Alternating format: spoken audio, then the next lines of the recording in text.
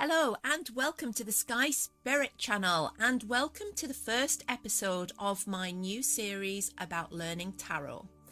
This series I've designed to take you from being a beginner or somebody who doesn't have a lot of experience with tarot to reading intuitively and developing your very own way of reading the cards, which I think is so important.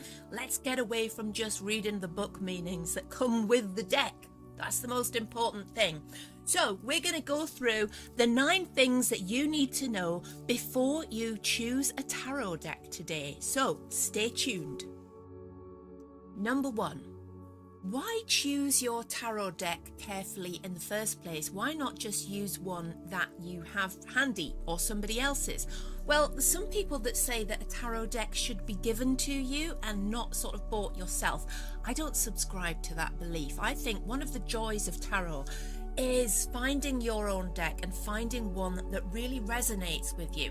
And that's something to bear in mind, because you're going on a journey with these cards and you're going to learn all about them. So it's important that you're comfortable with the cards, comfortable with the images, that they resonate with you. If you can find something, a deck of cards that really means something to you, then you've already got that connection with them. And that's really important, as you'll see as we move through these lessons. So choose cards that resonate with you. You can look online.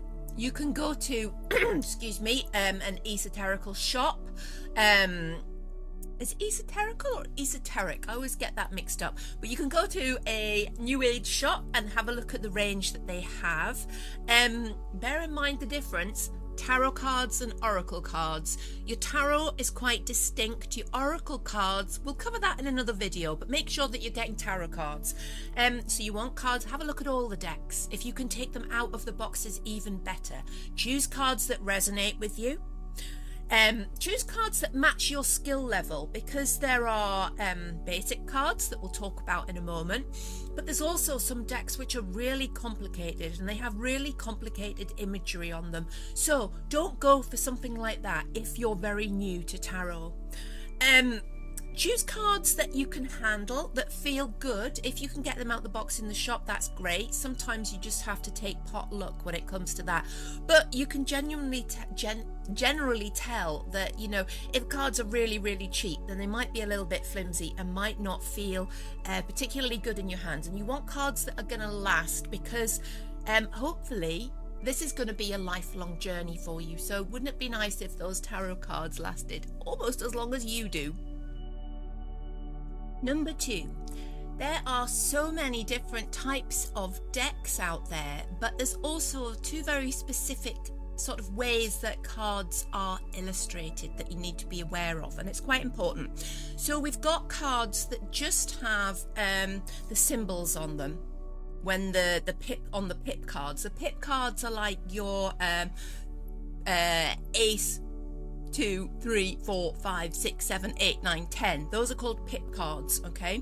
And one particular deck that springs to mind is the Marseille deck. Now, this is a really old deck. Some say the oldest deck. But rather than pictures, it has just the symbols on the pip cards. I'll show you what I mean. For example, the 3 of Wands. This image, if you have a look at that, that's an illustration of the 3 of Wands from the Rider-Waite deck. I always want to say wide awake deck. Rider-Waite deck. Okay, now compare that with the 3 of Wands from the Marseille deck. Now, both images, okay, but I tell you what, that one is a lot easier to interpret, especially when you're learning, okay, because the image, the illustration, gives you a clue about the traditional interpretation of the card, whereas that one, you really have to know your stuff and remember what the 3 of Wands is, because you're not going to get many clues from this card, yeah?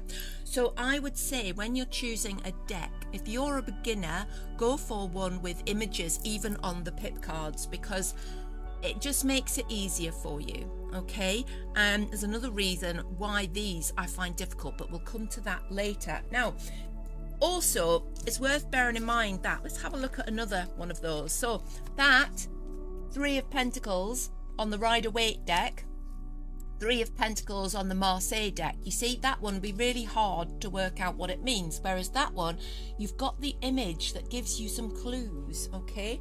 What you will find in the Marseille deck is that the court cards, for example, the page, that's illustrated, okay? And also the major arcana. So we've got the Temperance card there, that's the Marseille deck, that's the Rider-Waite. So you can see that the illustrations aren't a million miles away from each other. So it is just the pip cards, that Ace to 10, where you find that it is just the symbols on the card. But if I was beginning, I would say don't choose cards that just have those symbols on the pip cards, because it just makes it a little bit more difficult. Number 3. What deck of tarot cards should you choose? Well, as I mentioned, there are so many decks of tarot cards available today, and there is more and more every year that come onto the market, and you can find so many listed on Amazon or specialist websites, or take yourself into a wonderful spiritual shop and actually see them live if you like. There are so many, and there's tarot decks that are sort of specialize in all sorts of different things. But before we expand to look at some of those, first of all, the deck which is the go-to deck has got to be the Rider-Waite deck. And why is that? Well, the Rider-Waite deck, what you'll see are images that, if you're at all familiar with tarot, you'll probably recognize. They're the images, they're the cards that are used in like the James Bond films, and if you see cards being used on TV programs, things like that, it's usually this deck. They are the most well known. Also, you'll find that most books that are written about how to use tarot and how to interpret tarot use the Rider-Waite deck. They're also used by the big online sort of sites like Biddy Tarot. Shout out to Biddy Tarot. She uses the Rider-Waite deck in all her interpretations, so you'll find more learning material if you stick to that deck. So they're a fantastic deck to choose if you're a beginner, but to be honest, they are a fantastic deck for all skill levels, because they're just, the imagery is just amazing. And I think they've got such a history, such a resonance. And I think when people have used a certain set of images for so long, it's like they almost take on an agency of their own. So I find them particularly alluring, is that the word? I actually use in my readings a variant of the Rider-Waite deck, which is the Golden Universal Tarot. Now these have got similar images to Rider-Waite, in fact very similar, but they've got mine have got gold on them, so they are slightly different with a bit of a twist, which is that gold, and I just love anything shiny, so I choose to use those in my everyday readings. But definitely I would recommend the Rider-Waite. Now, the first set of tarot cards I ever had was completely different, and I've still got them. I've got the Tarot of the Cat People. Now this takes us into the realm of like different types of cards that have very different images, and they have see if I can pull one out. For example, that's the King of Cups. So we've got a man riding a tiger, which is very different to the traditional Rider-Waite King of Cups. When you get a deck that's very specialized like this, you tend to find it's got, not only has it got associations with traditional tarot interpretations, it's often got a whole set of its own mythology and its own story behind it, so it can be quite difficult. For example, another example, one of my more recent decks is the Tarot of the Witches, so the Witches Tarot. Okay, these are beautiful cards, but again, there's a whole mythology behind them. In fact, when you buy the Witches Tarot, you get this entire book on the Witches Tarot, and it's very different. There's a lot of different things in here than there is in the traditional Rider-Waite. So you've got not only the tarot interpretations, you've also got all this to tackle. Now, I can't say that I've actually gone into detail in this book, and I tend to use the Witches Tarot just like I would the Rider-Waite if I'm using it, because sometimes when I do Pythastro Tarot, I'll use like up to 4 decks at a time, but I tend to not get into the mythology behind those particular decks, if you like. There's other decks like Thoth, which was designed by Aleister Crowley. Now the images are great, they're a really popular deck, but some people find it uncomfortable because of their heritage, who created them, so think carefully about that. There are some decks that are really quite dark, like there's the Necronomicon deck, which has got some really brutal imagery on it, so it depends how dark you want to go. But there's also decks like the Fairy deck. There's lots of different fairy decks which have got beautiful illustrations which are much softer. But do think about the Rider-Waite deck when you're starting off, for sure, because it's just, there is so much learning material on it, and as we go through this course, that will be the deck that I'll be referring you to, because that's pretty standard, and it's, as I said, it's a really good deck for beginners. Now, another thing I was going to point out with the Marseille deck, let me find that card. Okay, so we've got 3 of Wands Rider-Waite, okay, 3 of Wands Marseille. Now with the Rider-Waite, you can choose to read reversals, and that's very obviously reversed. With the Marseille deck, there's no way of telling which way up this card is, so you can't read a reversal on it, and that's worth knowing about the Marseille deck. I have the deck, but to be honest, it's one of those ones that I tend not to use because of that, and because I like to read reversals. It gives even more nuance to the reading. So there are many decks for you to choose from. You can choose a deck which resonates with you, but do bear in mind that some decks have a really detailed mythology written about them, which you know can complicate the readings, I think. So I would always, my recommendation would be, surprise surprise, the Rider-Waite deck.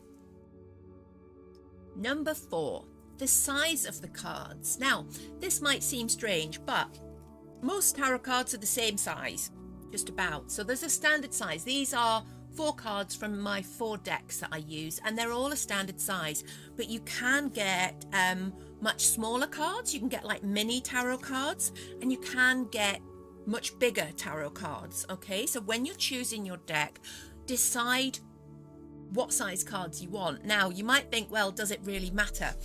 It depends. If you're reading for example online like I do, you might want traditional sized ones, standard sized ones, or even larger ones, just so they're more visible on camera. You don't want really small ones because people are going to struggle to see those.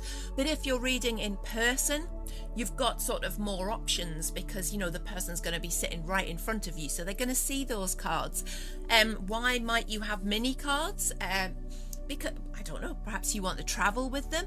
Also, if you've got really little hands, they might be easier for you to shuffle, for you to handle. I think I'd find like the big cards really difficult to shuffle, really difficult to handle, but I'm quite happy with my normal size hands with the standard size cards. So bear that in mind when you're choosing your cards.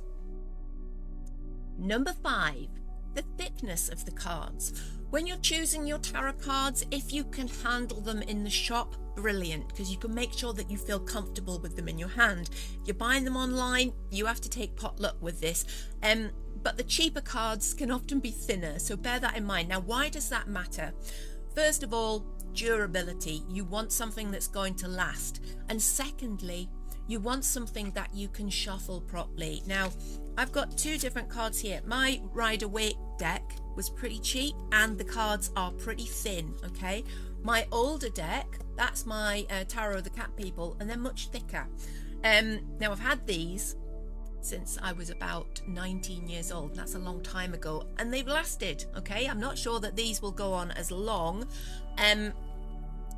but they shuffle differently, okay? Thinner cards can be easier to shuffle than thicker cards. What I guess you want is a happy medium. And again, this relies on you being able to get those cards out and handle them. So sometimes you just don't know until you've got them in your hand, but it's worth bearing in mind if you can handle the cards before you buy them. Make sure the thickness feels right for you. Number 6.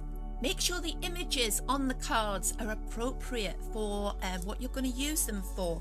The first thing, I think I've mentioned this, like the Thoth deck and the darker decks can be quite scary, and people do tend to be frightened of the tarot. So the more you can make them comfortable, the happier they're going to be with their reading, and it's easier to connect with somebody who is relaxed and comfortable. You don't want to scare people, okay? So you might want to steer clear of the darker imagery on some of the decks, or you might choose to have darker imagery if that is where you're going with tarot, okay?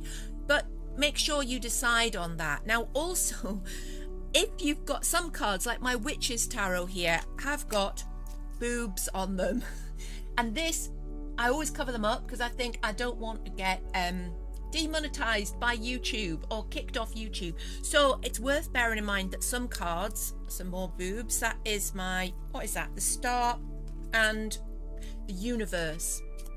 So lots of these, the Witch's Tarot have got naked people on them. And while I'm not a prude, YouTube tends to be a little bit prudish. So bear that in mind. Bear in mind that you're choosing images that are appropriate for where you're going to be reading cards and who your audience is, because you don't want to offend and you don't want to scare. So bear that in mind. Number 7. How are the cards provided to you? Have they got some storage? Like, do they come with a box? Now, they probably won't come with a box like this, but some of them have a really nice box if you buy a quality deck. Most of them come with their standard box, and these are what my sort of cheapy Rider-Waite deck came in. And there's nothing wrong with just keeping your cards in that. I bought this box and I tend to keep the cards that I use all the time, my Golden Universal deck, in here because it keeps them sort of from getting battered. Now, if I can show you the box, for some reason I always keep the box that they came in, even though I put these in a wooden box, is really battered, okay? So it pays to put them in something a little bit more substantial. I've had these for a long time and I use them multiple times a week, so the box hasn't fared well, but they keep nice. It keeps the cards nice when they're in that box. Now, but if you've just got multiple decks, there's nothing wrong with keeping them in the box that they came in. The other option that you tend to see when you're buying cards is sometimes they're provided in a pouch, and that's usually in addition to the box. So this pouch actually came with these cards, and if I decided to take them out of here, I could just store them in here, and that's really nice as well. So decide how you're going to store your cards. Now, bear in mind as well that you want to store them somewhere where they're not going to get too hot and they're not going to get damp or anything like that. So make sure you protect your cards because you want them to last, because this is the start of a beautiful journey for you that will hopefully last for decades. Number 8, cleansing and protecting the energy of your cards.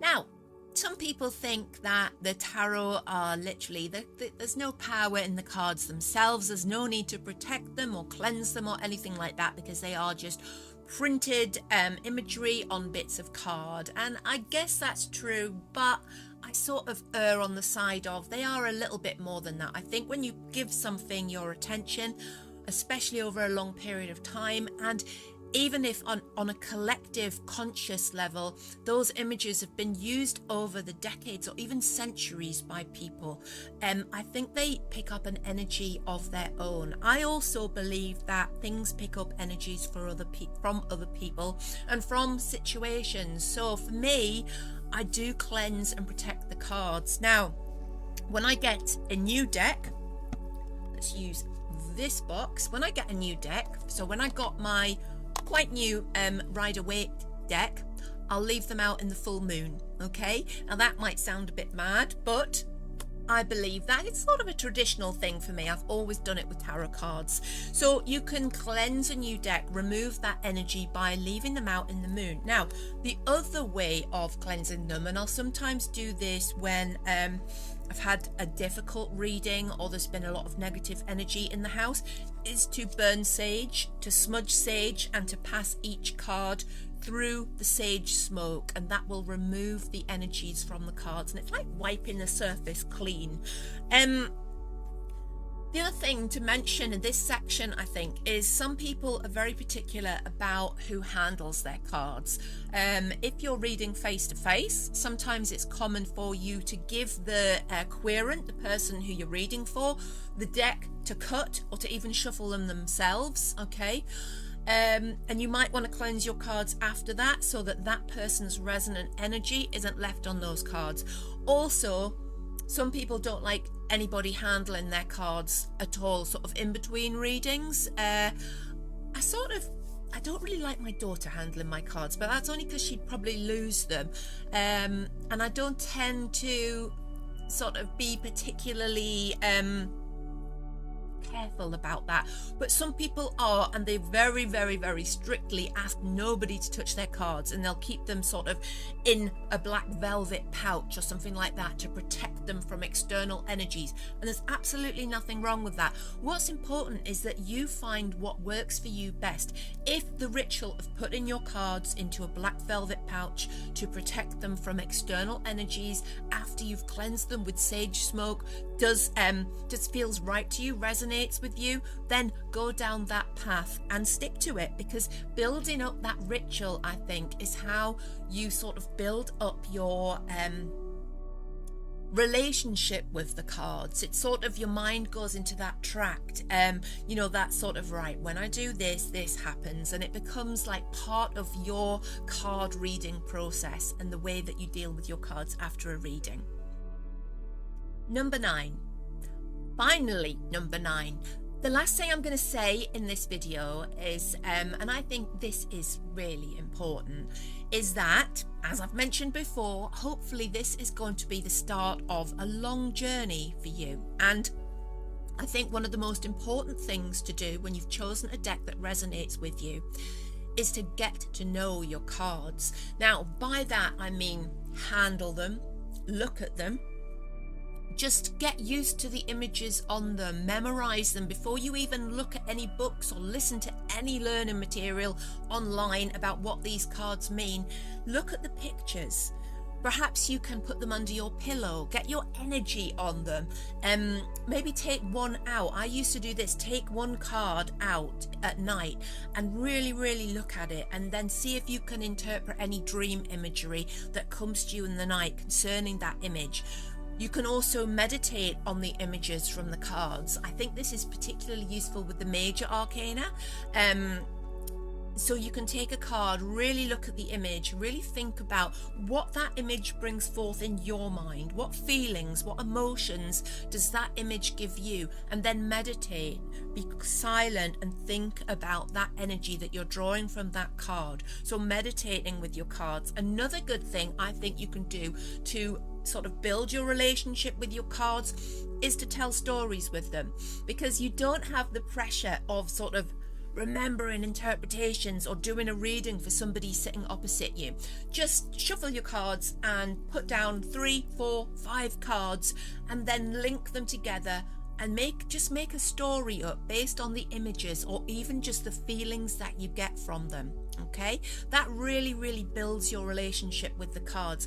What you'll tend to find as you become more experienced, you might have specific meanings for cards which aren't the traditional meanings, because you'll see them come up time and time again in a particular situation. So you will develop your own structure and your own narrative for each card, okay? And that comes from building that relationship with them. I've got such a good relationship with my cards that they even have a sense of humour. Like sometimes I'll ask a question and I'll think, should I have asked that? And they'll give me the most silly answer. And it's like they've got a sense of humour. They'll also do things like a couple of weeks ago when I'd had some time off, I was refreshing my memory about 2 cards that I often they're very, very close in meaning, sort of, and it's a 5 of Wands, 7 of Wands, and I was like, just like getting to know those cards again and thinking about those cards, and I haven't got the cards out the deck at this point. And then I like, just after this, I had a reading and I put the cards down. What came out? 5 of Wands, 7 of Wands. And I always feel like it's just that tap on the shoulder from the cards themselves, because I've got that much connection with them. So yeah, I've got cards with a sense of humor, and I hope that you end up with your cards like that too. I hope you've enjoyed this video. If you've got any questions, put your questions in the comment section and I'll answer every question. So I hope you join me for the next episode of this Learning Tarot series.